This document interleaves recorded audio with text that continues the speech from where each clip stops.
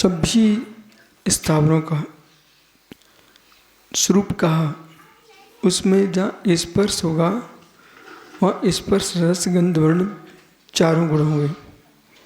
जहाँ गंध होगा वहाँ पर भी होंगे। अब कोई यूँ कहे कि दृष्टिगोचर नहीं है, तो कार्य से भी हम कारण को जान लेते हैं, कारण से ही हम कार्य को जान लेते हैं। अनुमान प्रमाण के माध्यम से हम पदार्थ को जानते हैं।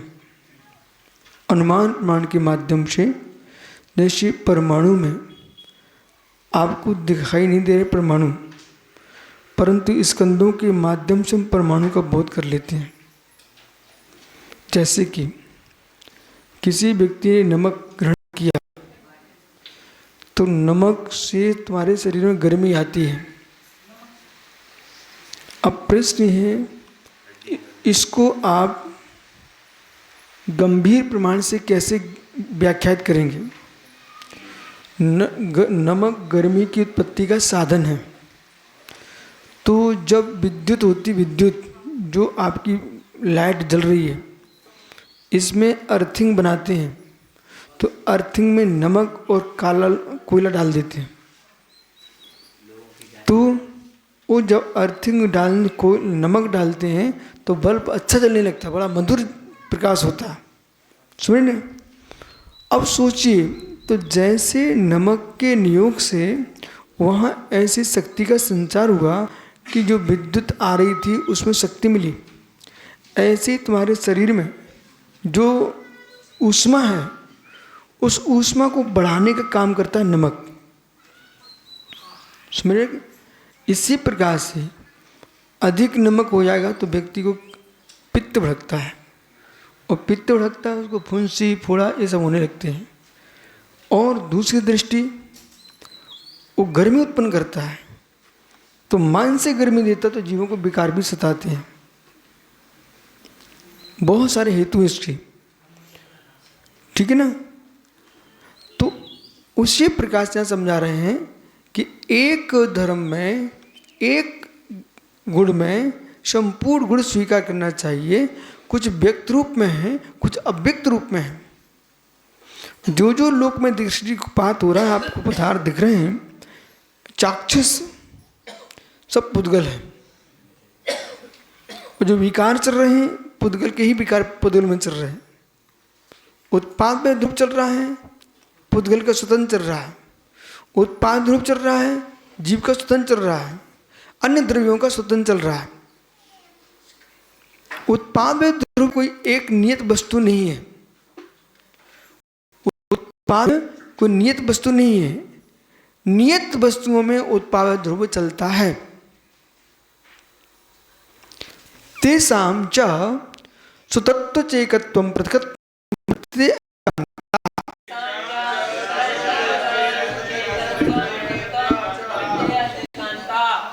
तेषां केषां उन द्रव्यों में जो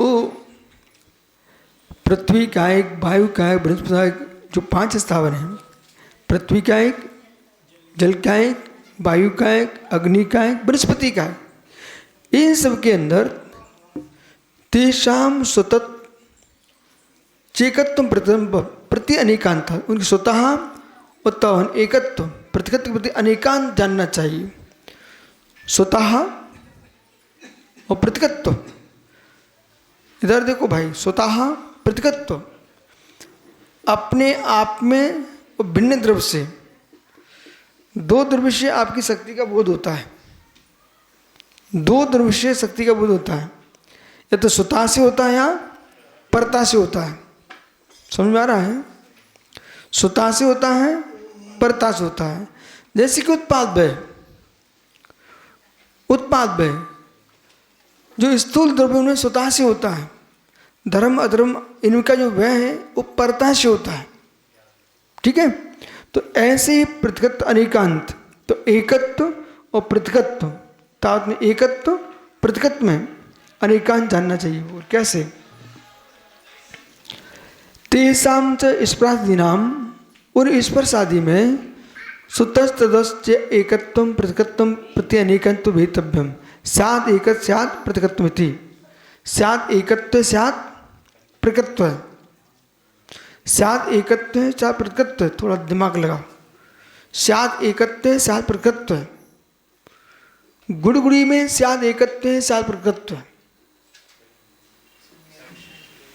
गुड़गुड़ी में स्यात् एकत्व स्यात् प्रकृतत्व है। लक्ष्य लक्षण में स्यात् एक प्रतिकत्व है स्यात् एकत्व है। स्वभाव स्वभाव में स्यात् एकत्व है स्यात् प्रतिकत्व है। प्रतिकत्व शब्द क्यों प्रयोग किया यहाँ, जबकि एक प्रदेशी में दोनों आधार एक ही, अन्यत्व शब्द का प्रयोग है? तो प्रतिकत्व है। अब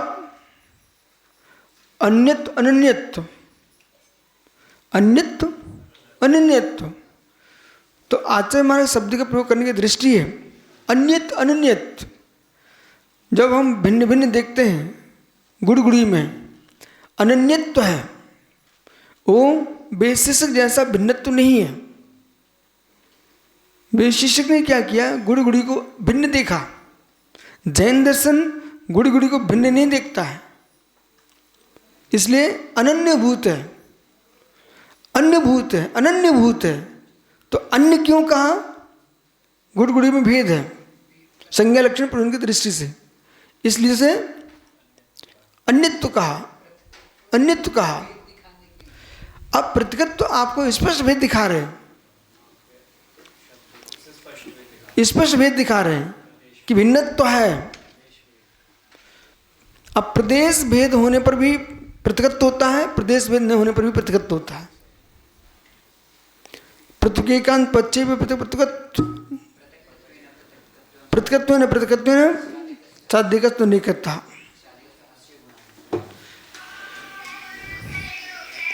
इसलिए तेषाम च स्प्रसादीनाम, तेषाम केशाम स्प्रसादीनाम। अब इधर देखो भाई, विषय क्या चल, इस पर विचार करो। स्पर्शादीनाम, स्पर्श इसका धर्म है, पेंसिल है, इसमें स्पर्श है कि नहीं? चलिए, तो ये पेंसिल से स्पर्श भिन्नत्व की भिन्नत्व, पेंसिल से भिन्नत्व भिन्नत्व, भाषा परिवर्तित करता हूं। निसंग सागर जी, पेंसिल से स्पर्श जो है भिन्नत्व भिन्नत्व, तद्भाव अतद्भाव, तद्भाव अतद्भाव, तद्भाव अतद्भाव, तद्भाव अतद्भाव, प्रवचन सारी की भाषा बोल रहा हूं। तद्भाव अतद्भाव, अतद्भाव है। स्पर्श की संज्ञा अलग है, गंध की संज्ञा अलग है, वर्ण की संज्ञा अलग है, समझ रहे हैं? स्पर्श रस गंध वर्ण, इन चारों की संज्ञा भिन्न है। यदि आपने प्रतिगत तो नहीं माना, तो फिर चार गुण की आप कैसे कथन कर सकते हैं? इसलिए अतद्भाव है, पेंसिल में अतद्भाव है, और स्पर्श रस गंध का परस्पर में प्रतिगत भाव है, प्रतिगत भाव। जबकि सभी किसमें है? इस पेंसिल में ही है, चारों धर्म, चारों धर्म इसी के अंदर है। चारों धर्म इसके अंदर होने पर भी चारों एकत्व भूत नहीं है, अन्यत्व भूत भी नहीं है। चारों का आधे एक ही है, चारों का आधे अधिकरण चारों का एक ही है, चारों आधे हैं, अधिकरण चारों का एक ही है। इसलिए अभिन्नत्व है, अप्रतिगत्व है, तद्भाव है। इसे स्यात् तद्भाव, स्यात् अद्भाव, स्यात् प्रकृत, स्यात् अन्यत्व। अब अवभाग्य आपका ये, एक सामान्य यूनिवर्सिटी में, कॉलेज में कोई छात्र पढ़ाई कर रहा है, उसको तो एक दर्शन का पीरियड मिला है, और वो अध्यापक को साल भर में 60 दर्शन अथवा 9 दर्शन गिनाना, उसको 6 आस्तिक के 3 नास्तिक के, इस दृष्टि से 9 बनते हैं। ठीक है, जब हम उनके 6 को 3 में जोड़ देंगे और 3 नास्तिक 3 आस्तिक कर देंगे, तो आपके 6 60 दर्शन हो जाएंगे, भारतीय दर्शन। तो इन दर्शनों के अंदर श्रद्धा हटा देना चाहिए। सुनो मैं क्या बोल रहा हूँ। इन दर्शनों से श्रद्धा हटा देना चाहिए, आस्था हटा देना चाहिए, वस्तु व्यवस्था देखना चाहिए और वस्तु के प्रति कितना कौन सोच सकता है, फिर समीकरण बिठाना चाहिए, अपनी बुद्धि को विस्तार करना चाहिए। हम दर्शनों के पीछे लड़ करके हम क्लेश को प्राप्त नहीं होंगे, हम दर्शनों की दृष्टि देख करके हम वस्तु तत्व को समझेंगे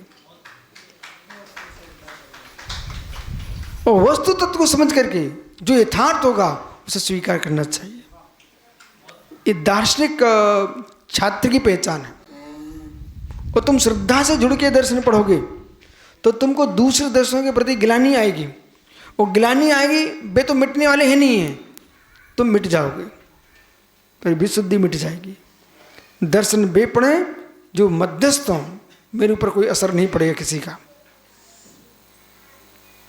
दर्शन वे पढ़े कि मेरे ऊपर किसी का असर नहीं पड़ेगा, मैं मात्र जानकार नहीं हूँ, वस्तु तत्व को समझ रहा हूँ। जो भी दर्शन है भारत में, विश्व में, सब पदार्थों पर चिंतन करते हैं।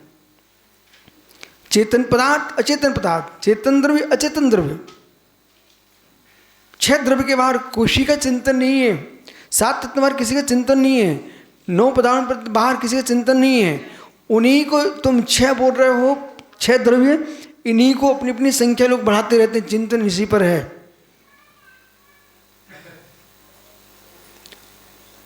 नैरात्यवादी आत्मा को नहीं मानना चाह रहा है, संतान ही तो बना रहा है ना। वो क्या बोलता है, नई वस्तु आएगी, नई वस्तु आएगी, नई वस्तु आएगी, वो शरीर का दृष्टांत दे करके नई वस्तु आएगी। अरे नई वस्तु आएगी तो किस में आएगी, उसका आधार क्या है? हम भी नई वस्तु मानते हैं, तद्भावा परिणामः,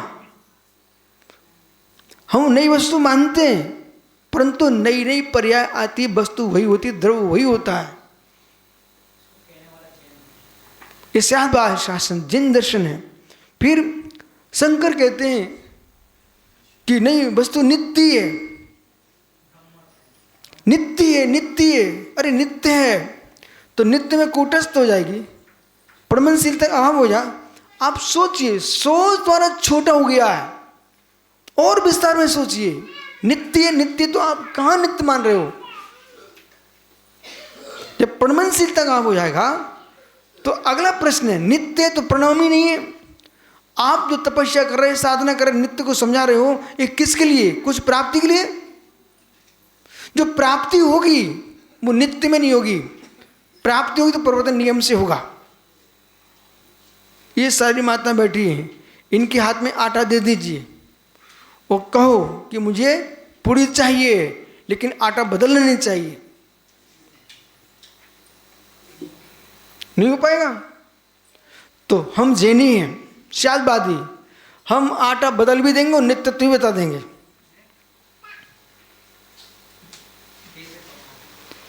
ये है दृष्टि।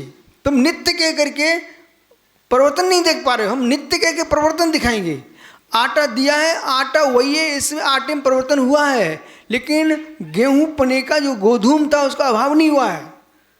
हमने दूध दिया है, कायन से मावा बनाइए, परंतु दूध में परिवर्तन नहीं होना चाहिए, तो हम बोलेंगे गोरस में परिवर्तन नहीं हुआ है। गोरस में परिवर्तन, गोरस पने का विनाश नहीं हुआ है, गोरस पने का विनाश नहीं हुआ है, पर दूध में परिवर्तन नहीं होगा तो मावा कैसे बनेगा? इसलिए वस्तु परिणामी है, उसका धर्म अपरिणामी है। वस्तु परिणामी है, उसका धर्म अपरिणामी है। वस्तु परिणामी अपरिणामी है।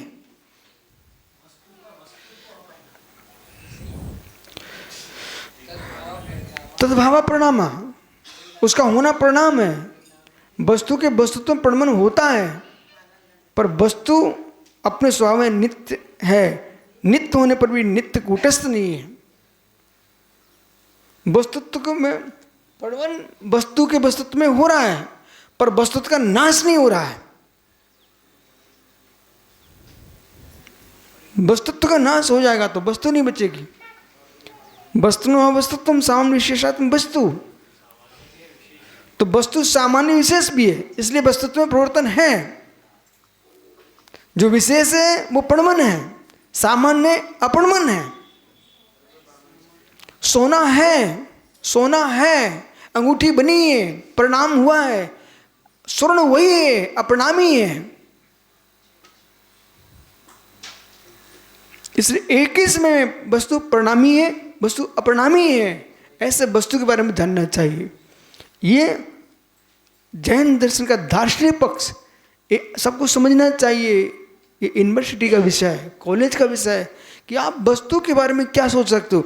दर्शन का मतलब जिस दर्शन में वस्तु की व्याख्या, वो दर्शन ही नहीं है।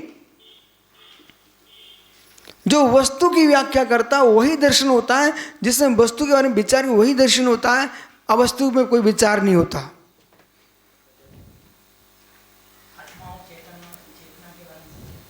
इसलिए आत्मा वस्तु है, आत्मा वस्तु है, चेतनत्व वस्तुत्व है।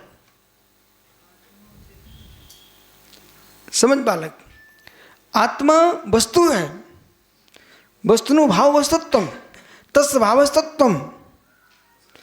जो भाव है वो वस्तुत्व है, तो आत्मा का आत्मत्व, चेतनत्व, वो उसका स्वभाव है। चेतनत्व वो आत्मा का स्वभाव है।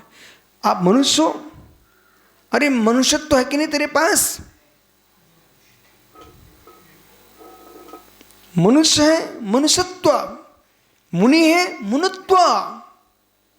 ऐसी आत्मा है, चेतना है, चेतनत्व। सिद्धांत तो समझ लिए, व्याकरण भी समझना पड़ेगा। चेतनत्व,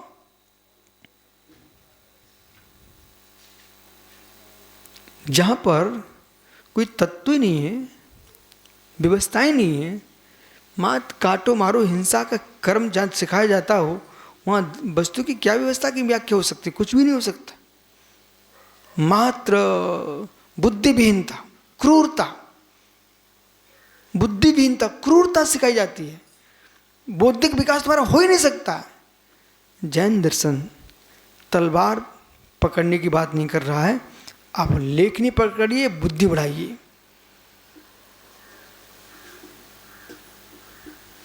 विवेक सीखिए।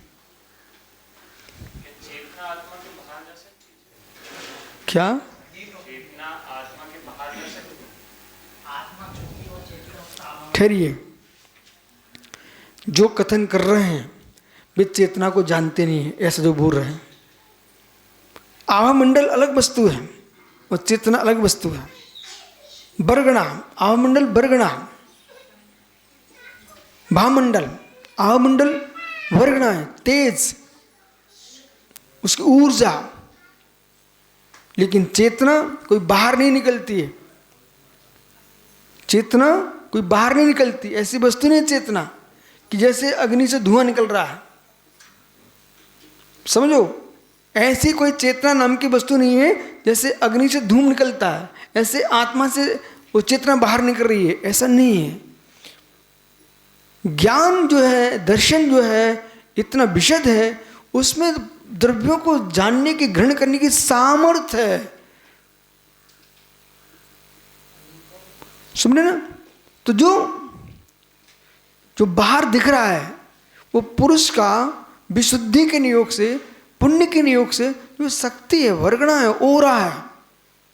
आपकी वर्तमानी भाषा में बोले ओरा, आभामंडल, वो बाहर निकलता है, न कि चेतना बाहर निकल रही है।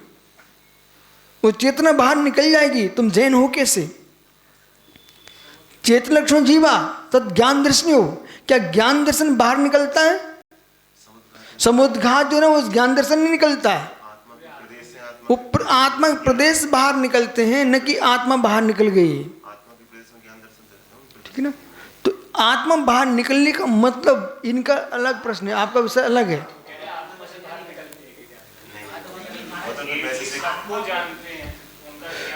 चलिए, तो ज्ञान का मतलब सर्वव्यापी ज्ञान, सर्वगत ज्ञान का मतलब वे सब जगह जा करके नहीं देखते हैं। चलिए, आपके सिद्धांत के अनुसार मैं इनका दर्शन पकड़ रहा हूं। अभी मैं तटस्थ भाव से बोल रहा हूं। अभी आपकी जो विचारधारा है, अभी जो विचार तुम्हारा चल रहा है, वो विचार तुम्हारा सन्निकर्ष के पास जा रहा है। तो हम सन्निकर्ष प्रमाण मानते नहीं हैं। मैं पकड़ता तुरंत, इनकी विचारधारा जाएगी सन्निकर्ष के पास, और सन्निकर्ष के बाद जाएंगे आत्मा प्रदेश जाएंगे। मतलब कि वो भाई बैठा है तो मैं यहाँ से देख नहीं सकता, इनको जान नहीं सकता, मेरे तरंगे जाएंगी, तेज जाएगा, वो तेज उनको स्पर्श करेगा, वहाँ से लौट के हमें बताएगा। ये तेजो वर्गणा की बात कर रहे हैं। ऐसा जैन दर्शन नहीं मानता कि तेज निकल रहा है कि ज्ञान निकल रहा है, वहाँ स्पर्श करेगा। अगला प्रश्न है, ठीक तुम कर दो, कहाँ स्पर्श करा रहे हो, कर दो, कहाँ स्पर्श कराना चाहते हो, अभी आपको मुड़ना पड़ेगा, करा दो उनको स्पर्श। जो वस्तु सामने है उसी का स्पर्श कराओगे, दूरवर्ती उसका स्पर्श कराओगे, लेकिन काल में प्रकृष्ट उसका स्पर्श कैसे कराएंगे? राम हुए थे, ऋषभदेव हुए थे, आज कहीं दिखाई नहीं देते हैं, तो उनको पास तुम अपनी वर्गणाएं कैसे भेजोगे? तेज को उनका स्पर्श कैसे करेंगे वो? तब आप बता पाएंगे कि राम है कि कृष्ण है कि महावीर कि ऋषभदेव। इसलिए जो निकलने की बात कर रहे हैं, ऐसा कुछ भी नहीं निकलता। ऐसे केवल एक स्थान पर बैठे तीनों लोगों को जान रहे हैं, ऐसे ही आत्मा मस्तिष्क में आत्मा होगी, पूरे शरीर का वेदन क्यों निकलता?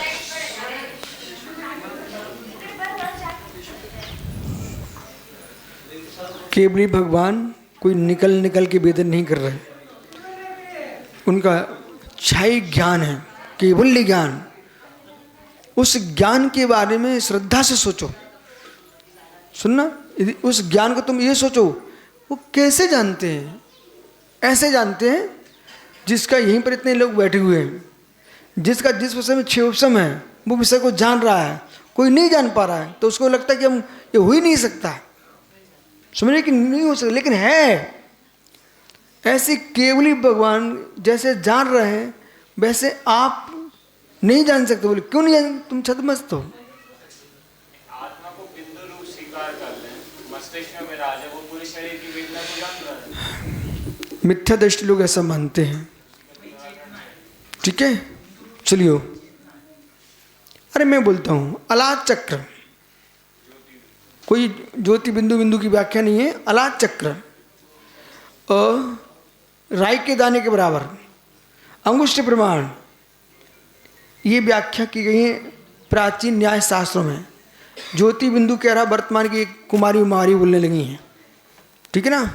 कुमारियों की बात अप्रमाणित होती है, हम तीर्थंकर की बात मानते हैं। अनायका विनंसन्ति विनंति बहु नायका, स्त्री नायका विनंसन्ति विनंसति बाल नायिका। हम कुमारी की बात को किंचित भी प्रमाण नहीं मानते। उनको जो है ना, अपना प्रचार करने के पूर्व अच्छे ज्ञानियों के साथ विचार करना चाहिए, समझ रहे कि नहीं। जो लोग अपना अनुभव, जैसे तुम ध्यान कर रहे हो, एक महात्मा जी थे, सुनिए, अब अपने दूसरी क्लास प्रवचन करना। अभी एक महात्मा जी थे, अच्छे सुनो। जब ठंडी का दिन होता ना तो कमरे तुम पूरे पैक कर देते हो मुनि महाराजों के, ठीक है। अब पूर्ण पैक है, पर कहीं किसी घर में बल्ब जल रहा है, वो बल्ब की रोशनी सामान्य छेदों से आती है, तो वो कहीं वो वहां पर दिखाई दे, समझ रहे कि नहीं। तो एक त्यागी जी थे हमारे पास, वे ऐसे खड़े होकर करके ध्यान करते थे। उनने संघ को प्रभावित करना प्रारंभ किया, पर मेरे जीते कौन प्रभावित कर सकता है। उनने क्या बोला, जब मैं रात्रि में खड़ा होता हूँ एक ज्योति पुंज आता है, वो ज्योति पुंज आकर के, तुम्हें याद है ज्योति पुंज आता है, वो ऐसे निकल करके वहाँ दीवार पर खड़ा होता है। मैंने कहा मित्र मैं तो रोज देखता हूँ, तुम व्यर्थ की बातें मत करो, ठंडी का मौसम है, समझ रहे कि नहीं। जैसे कि अभी दिसंबर के महीने में कई जगह चमत्कार होने लगते हैं मंदिरों में, समझे कि नहीं। वो कोई चमत्कार नहीं होते हैं, वो मौसम ठंडा होता बाहर, और कमरों में गर्मी रहती, मंदिरों में दीवारें पसीजती हैं, पानी टपकने लगता है, ठीक है ना। तो जहाँ चमत्कार दिखा रहे थे मैं वहीं पर एक दिन वाचना कर रहा था, तो वे लोगों ठगते रहते थे। मैंने कहा तुम्हारे मंदिर, हम तो कमरे में हैं, पूरे कमरे में ऐसे पानी भर रहे निकाल रहे थे, देख लो, दिल्ली में थे, ठीक है। तो ऐसा है ना, तो कुछ वैज्ञानिक तथ्य समझना चाहिए, उसको चमत्कार नहीं बनाना चाहिए। उन्होंने क्या किया, वो लाइट सामने दिख रही थी, अब वो लाइट जब कागजों से और पन्नियों से टकरा के आया ना, तो पीली दिखती, लाल गुलाबी हरी, एकदम हरी लाइट दिख रही थी। मैंने कहा मैंने भी ध्यान किया था, मेरे सामने भी आया था। फिर मैंने कहा जब ध्यान नहीं किया तब भी आया था, अब इधर आओ, वो देखो छेद, कहीं ना कहीं दीवार से छेद आता, खिड़कियों से वो प्रकाश पहुंचता है, ठीक है ना। इसी प्रकाश से उन्होंने ज्योति पुंज की बात करना प्रारंभ कर दिया। पहला प्रश्न है, तुमने आत्मा का ध्याया क्या, आत्मा को जाना क्या? जो अचेतन नहीं है, चेतन है, पुद्गलिक नहीं है, चेतन वस्तु है, स्पर्श रस गंध वर्ण से शून्य है। जो वर्ण, जो प्रकाश है वो चैतन्य नहीं है, प्रकाश जो है वो पुद्गल की पर्याय है, पुद्गल की पर्याय है। तो चेतन जो प्रकाश, आप जो दीपक दिखा रहे हैं, ज्योति दिखा रहे हैं, उपमा दे रहे हैं कि उपमेय बना रहे हो? पहला प्रश्न ये है। पागलों की भाषा है, कोई ब्रह्म लाल प्रकाश नहीं होता है। अरस्मरूपगन्धोत्तम चेतन गुणम जान जी मंदिर ठाणम। अरस है, अरूपी है, अगंध वक्तव्य, अलंगक गण है। इसलिए ब्रह्म में कोई ना लाल है, ना गोरा, ना पीला, काला, कुछ भी नहीं है, सफेद झूठ बुलाने लोग ये लोग हैं। जो ब्रह्म को लाल कह रहे हैं, सुनो भैया, ब्रह्म को गोरा कह रहे हैं, ब्रह्म को कोई पीला कह रहा है, कोई नीला कह रहा है, ये सफेद झूठ बोलने वाले लोग हैं। ब्रह्म कोई लाल पीला होते ही नहीं है, चैतन्य अनुभूति का विषय है, अनुभव गम्य विषय है, उस तुम रंगों में देख रहे हो, कोई रंग नहीं है ब्रह्म में, न ब्रह्म लाल है। अब सुनिए, जो उपमाएं दी जाती हैं, नमो सिद्धाणम, सिद्ध भगवान को रक्त रंग, लाल रंग के रूप में ध्यान करते हैं। लाल लाल, सिद्धों का वर्ण लाल है, अरहंतों का वर्ण सफेद है। आप पंचरंगा ध्वज देखिए, अरहंतों का रंग श्वेत, सिद्धों का रंग लाल, आचार्यों का पीत, उपाध्याय का हरा, साधु का काला, उसमें वो काला नीला काला। तो ये जो नीला काला जो चल रहा है, ये हम उपमा दे रहे हैं, न कि जो आत्मा लाल है, न नीली है, न पीली है, न श्वेत है, न काली है, न हरी है, कुछ नहीं है। आत्मा तो जो है सो है। ये सारे जितने ब्रह्मवादी जो घूम रहे ना, इन सबको तटस्थ भाव से और पंथ का विमोद छोड़ करके शांति से, यदि वास्तव में तत्व ज्ञान की प्राप्त करना चाहते हैं तो शांति से अच्छे ज्ञानियों पास बैठना चाहिए और झमेला लोगों ठगी का मार्ग हटा देना चाहिए। आइए, क्या आपको बोध होना चाहिए, ठगे ही ठगे जाते हैं, ठगे ही ठगे जाते हैं। उनका उस संपर्क को ठग रहे, उनको कोई दूसरा ठग रहा है, पर जिस दिन छल से दूर हो जाएंगे उस दिन भगवान बन जाएंगे। आपको बोध होना चाहिए मान कसा कितनी मीठी होती है। साक्षात तुमको मालूम है गलत है, फिर भी उसे गलत नहीं कह पाता आदमी। ताकत चाहिए अपने मुख से कि मैं गलत हूं कह के दिखाए कोई। एक बार झूठ भूल गया, उसको लीपापोती करता रहेगा, लेकिन ये नहीं कह पाएंगे मैं गलत हूं।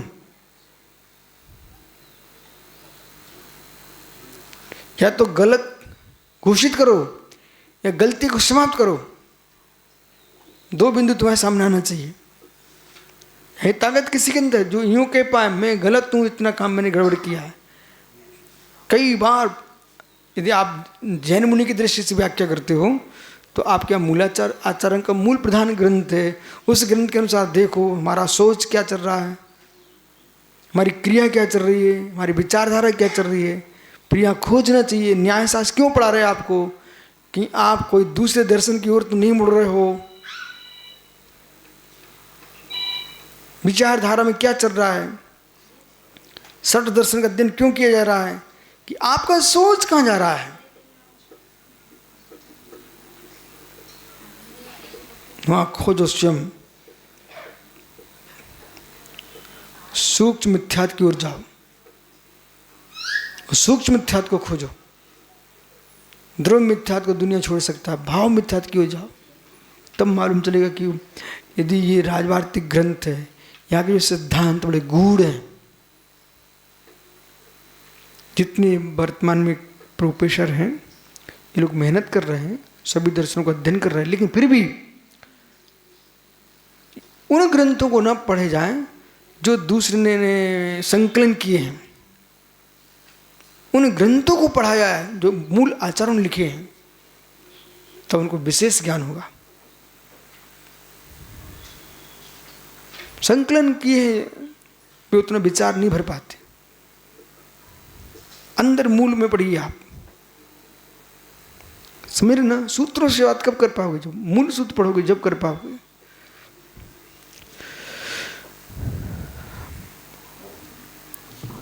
पन्ना पलट गया।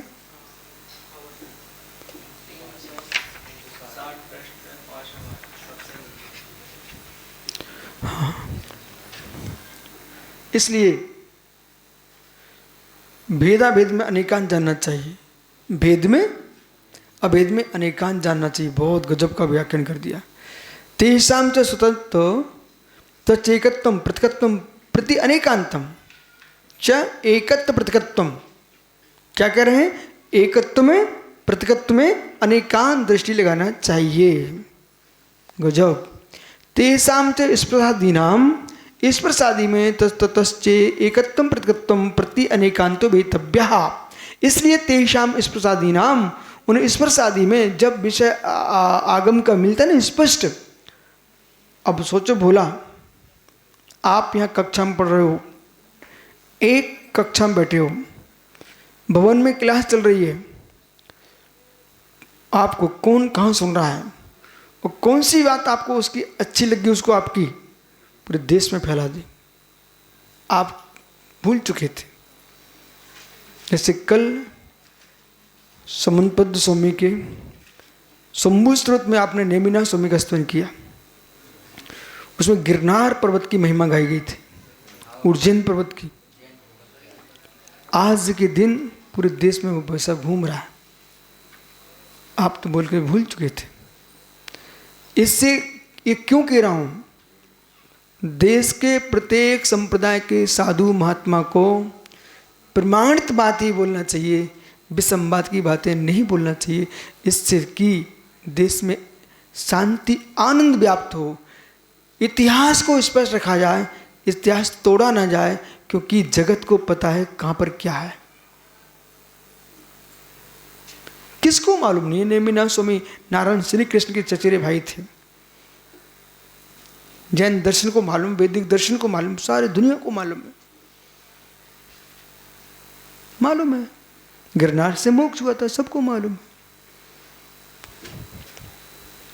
आइए, तो गजब का विषय आ गया, शेष आगे विचार करेंगे कि स्यात् एकत्वम स्यात् पृथकत्वम इत्यादि। स्यात् एकत्व है, स्यात् पृथकत्व है। अब इसी वार्तिक का विशेष व्याख्यान आगे विस्तार से करेंगे।